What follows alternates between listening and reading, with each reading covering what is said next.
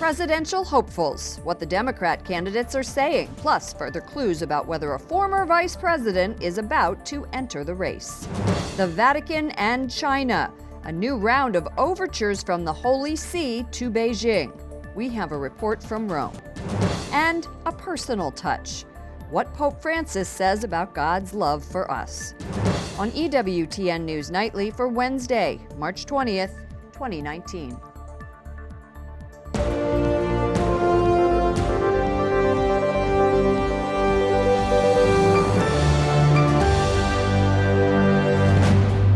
Good evening from Washington, D.C., and thank you to those of you joining us from around the world for news from a Catholic perspective. I'm Lauren Ashburn. A horrified nation is in mourning in New Zealand today as the first funerals for victims of the Christchurch mosque attacks were held, among them a father and a son. They were buried before hundreds of mourners. They were among 50 people killed when a gunman attacked two mosques late last week. The family had spent 6 years as refugees in Jordan. And this father-son said they chose New Zealand, calling it the safest country in the world. Joining me now via Skype is Bishop Paul Martin from the Diocese of Christchurch in New Zealand. Your Excellency, welcome to our broadcast. Thank you, Lauren. As we just heard, the first funerals for victims were held today. What's the mood like in your city?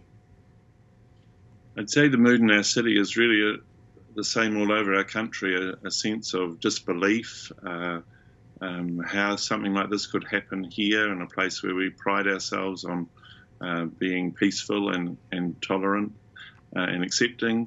There's just a quiet sense of sadness throughout the city, people trying to go on with their normal lives, but also knowing that so many have been affected and what that means for us, for relationships with people of different religions and nationalities. It certainly struck us at the very core of who we are. In your homily, a beautiful homily in a memorial mass Saturday, you expressed solidarity with Muslim sisters and brothers and said, "Our only hope is in God."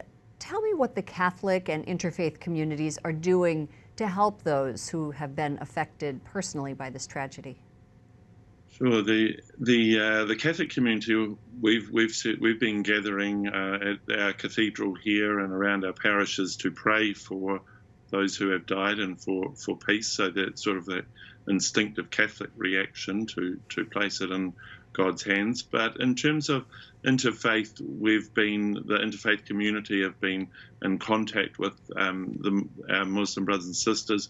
What is it that we can do to help and assist? And obviously next Sunday there's going to be an interfaith service together to mark that. But it's more, at the moment, it would seem a lot of help.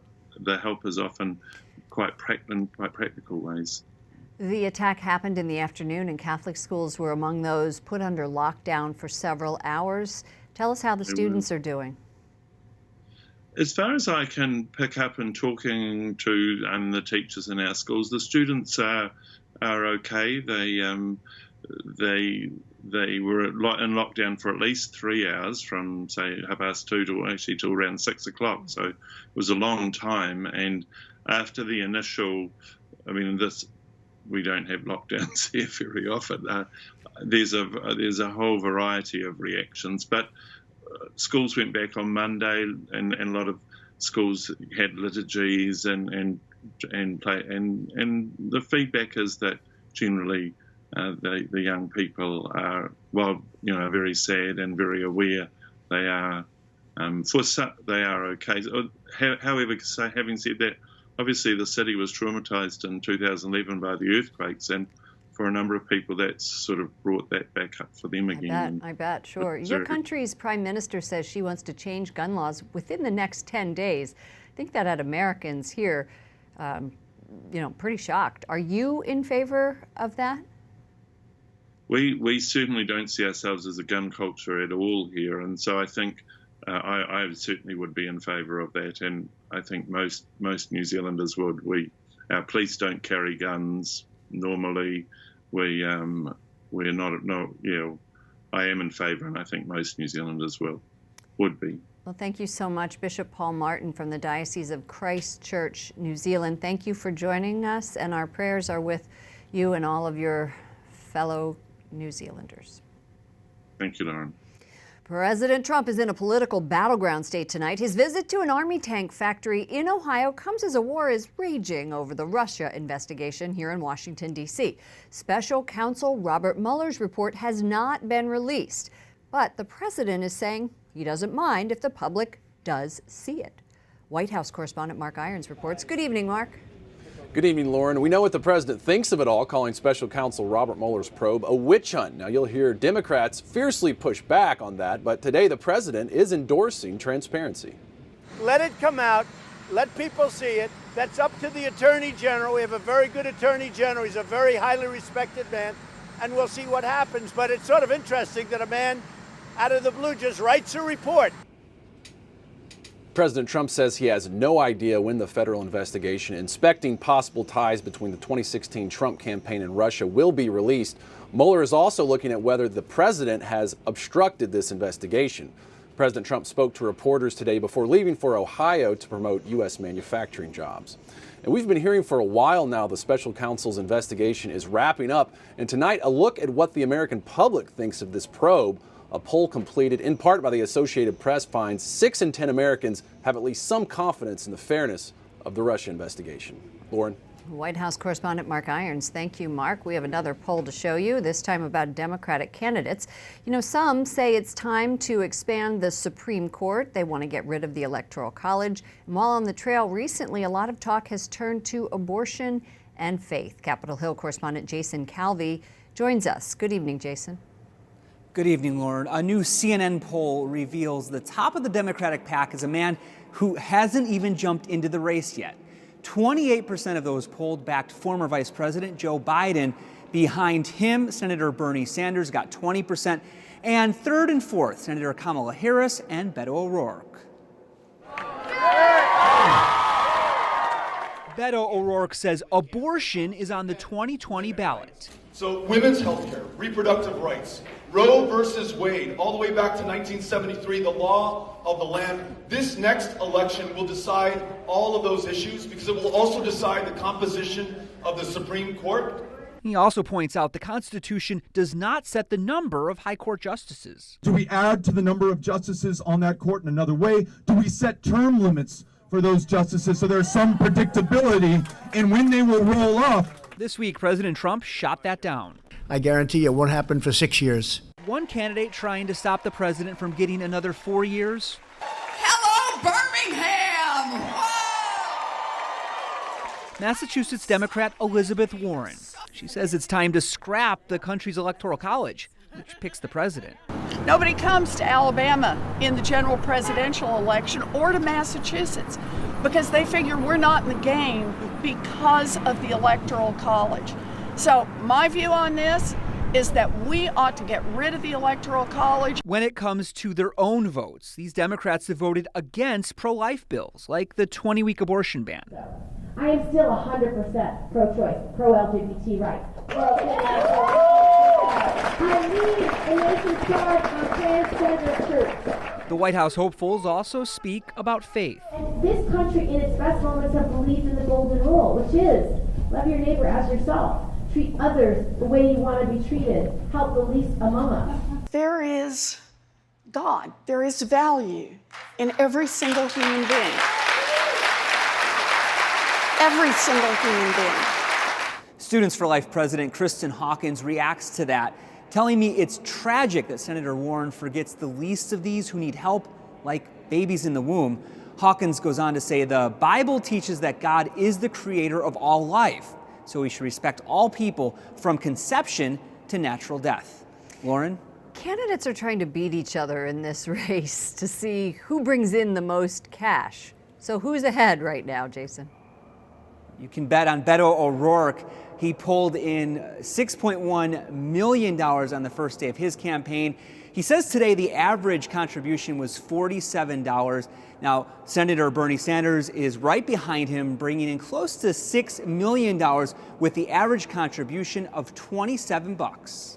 big question is, will we see former VP Joe Biden's numbers anytime soon? Capitol Hill correspondent Jason Calvi. Thank you, Jason. Joining me now is Rachel Bovard, Senior Director of Policy at the Conservative Partnership Institute. Rachel, welcome back to our broadcast. Thanks for having me. I want to explore this idea of doing away with the Electoral College. How realistic is that? So it's not entirely realistic. It's not that Congress just has to pass a law. They have to pass a constitutional amendment, and then it has to be ratified by the states. So it's a heavy, heavy lift. The founders instituted the Electoral College, and it's going to take a lot to change that. Why don't we just quickly explain how what this is, how the votes are assigned. I know that here in Washington, D.C., where I live, if we didn't have the Electoral College, my vote wouldn't matter at all because we are a smaller population. Yeah, you really hit on what the crux of the Electoral College was designed to do, and that's to make sure that every state has a seat at the table. So what happens now is that states cast their votes for president. The electors from each state then go cast their votes, and to win the presidency, you have to have at least 270 of those electors.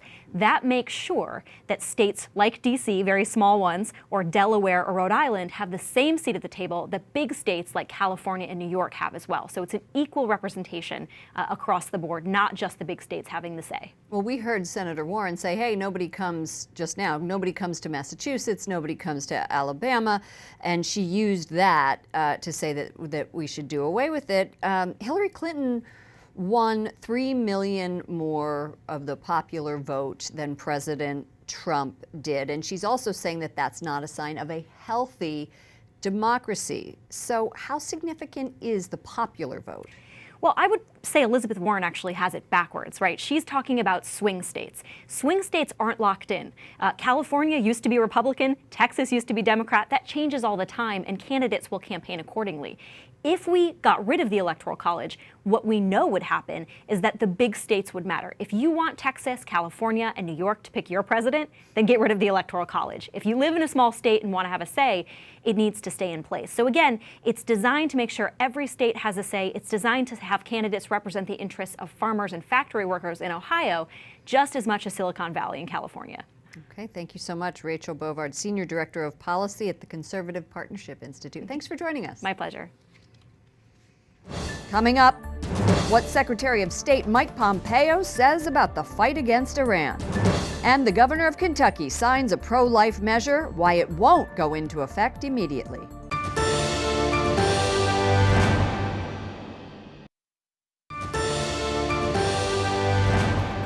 Secretary of State Mike Pompeo arrives in Israel for day 2 of his Middle East trip. Pompeo is trying to bring regional leaders together in a united front against Iran. Today, he's meeting with one of the United States' biggest allies in the region, Israeli Prime Minister Benjamin Netanyahu.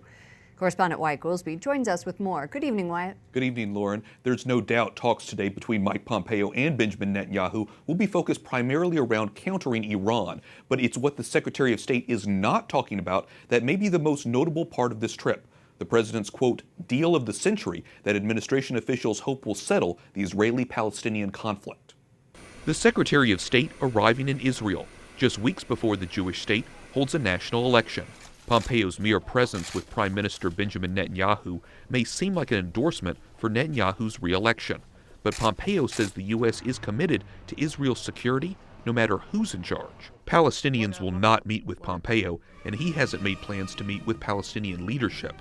Ties were severed after the administration declared Jerusalem as Israel's capital and moved the U.S. embassy there from Tel Aviv in May of last year. Earlier in the day, Pompeo met with his counterparts in Kuwait, signing a new strategic agreement promising the U.S. will remain a strong ally. This dialogue has helped produce the highest level of cooperation between our two countries since American coalition allies liberated Kuwait now almost 3 decades ago. Middle East analyst Jim Phillips says Kuwait is an important country in dealing with the largest supporter of terrorism in the region, Iran.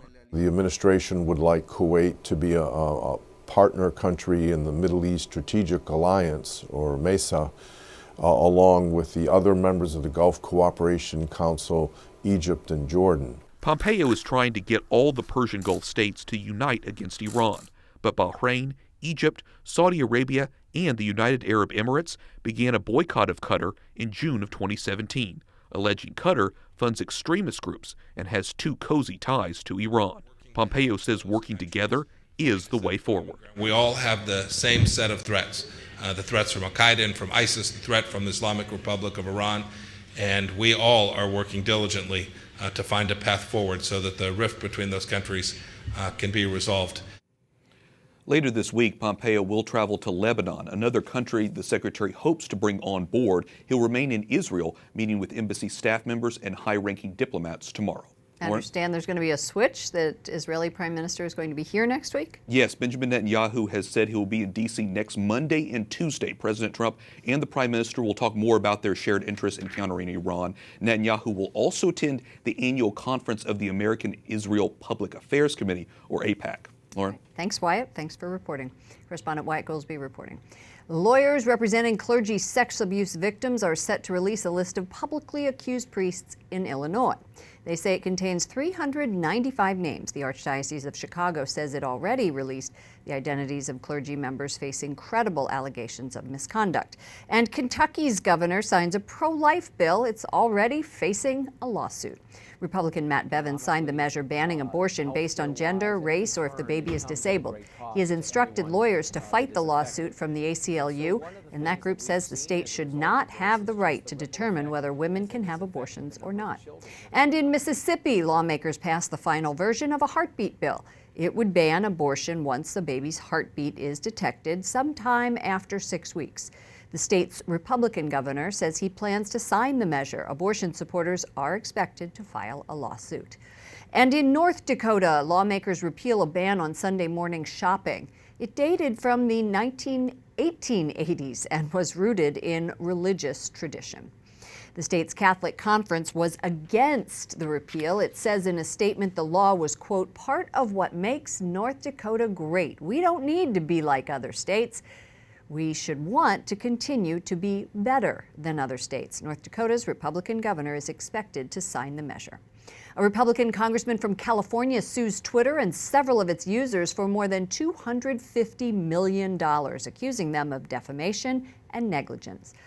Congressman Devin Nunes of California accuses Twitter of knowingly hosting and monetizing content that is clearly abusive, hateful, and defamatory. Joining me now by Skype is Joel Griffith, Research Fellow at the Heritage Foundation. Joel, nice to see you. Welcome back to our broadcast.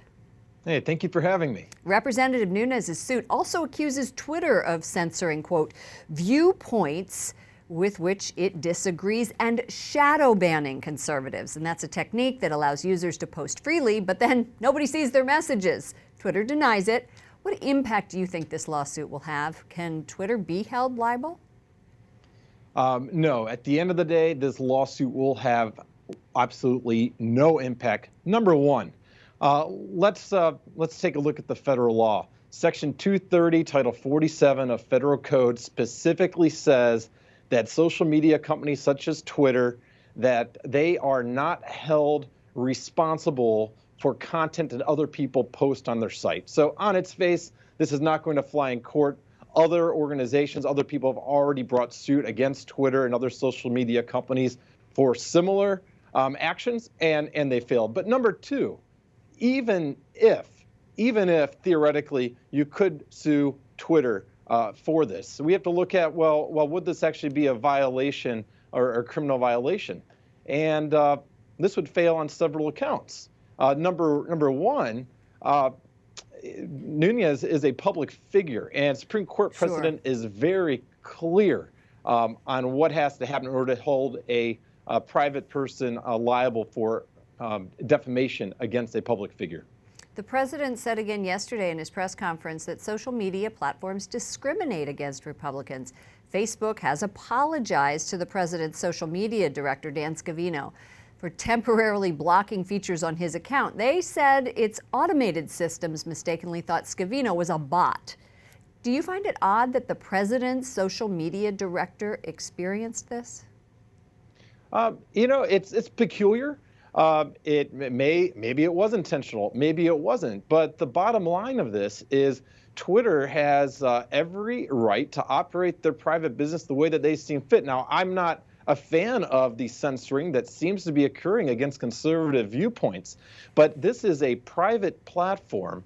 Not only is the law clear that they have the right to censor material that they find objectionable, whether it is or isn't, that's their decision to make. But this really comes down to whether or not we want a society in which government is going to determine how news media or how news media aggregators or how social media platforms operate. I think it's a dangerous precedent to set by trying to nudge these companies, by the government nudging them into the direction we want them to operate. And it's even more dangerous precedent if we begin to see actual legislation trying to dictate how they operate. Joel Griffith, Research Fellow at the Heritage Foundation, thank you so much for joining us. Hey, thank you for having me. Up next, Thy Will Be Done, what Pope Francis says about the Our Father prayer.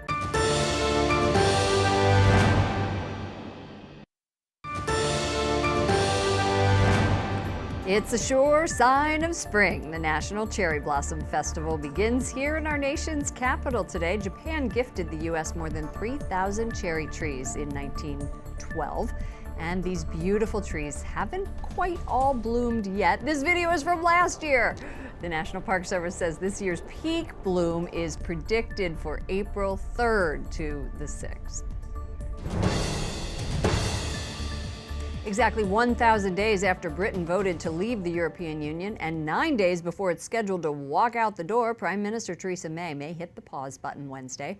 The Prime Minister is asking the European Union to postpone Britain's departure from the bloc until the end of June. It is scheduled for March 29th. The EU says Britain will have to accept a shorter delay or a much longer one. May will meet tomorrow with EU leaders in Brussels. China's President Xi Jinping is in Italy later this week, and the Vatican is hoping it might lead to more discussions with the communist nation. Edward Penton, Rome correspondent for the National Catholic Register, has more. Lauren, Italian media have been speculating about the possibility of a meeting between President Xi Jinping and Pope Francis on Xi's trip to Rome tomorrow. Cardinal Pietro Parolin, the Vatican's Secretary of State, said on Tuesday that the door is always open to dialogue.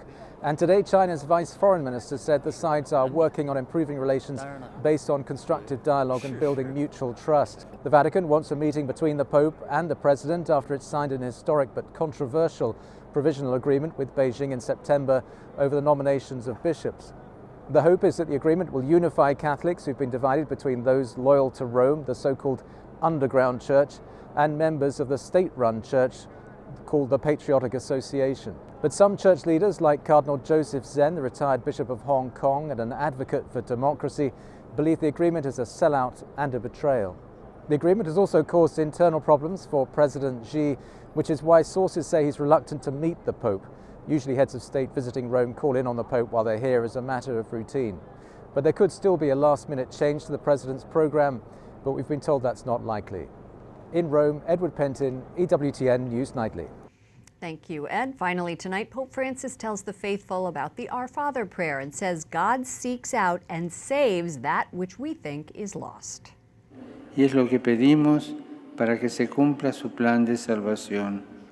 At his weekly talk with pilgrims at the Vatican, the Holy Father says God wants a personal relationship with every single one of us, and he knocks on the door of our hearts.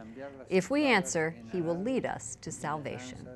For all of us here at EWTN News Nightly, to all of you around the world, thank you for watching. I'm Lauren Ashburn. Let's keep in touch online. Follow me at Lauren Ashburn on Twitter and at Lauren Ashburn EWTN on Facebook. Good night, and God bless you.